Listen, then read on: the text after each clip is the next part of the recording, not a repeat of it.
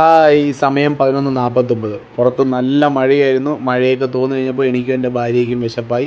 നേരെ പമ്പിൽ പോയി 100 രൂപയ്ക്ക് എണ്ണ അടിച്ചിട്ട് അടുത്തുള്ള ഹോട്ടലിലേക്കാണ് പോയത്. അടുത്തുള്ള പല ഹോട്ടലിലും കയറിയപ്പോൾ എല്ലാം ക്ലോസ്ഡ് ആണ്, ചിലയിടത്ത് ഫുഡില്ല. അപ്പം നേരെ നമ്മൾ പോയത് എങ്ങോട്ടാണ്? കൊട്ടിയ സൽവിയിലേക്കാണ്. അവിടെ 12 മണിക്ക് അവിടെ ചെന്നപ്പോഴും ഒരു രക്ഷയില്ലാത്ത തിരക്ക്, സീറ്റ് എല്ലാം ഫുള്ളായിരുന്നു. നമ്മൾ ചൂട് പൊറോട്ടയും അതുപോലെ തന്നെ ബീഫ് ലിവറും ചിക്കൻ ഫ്രൈയും ഓർഡർ ചെയ്തു.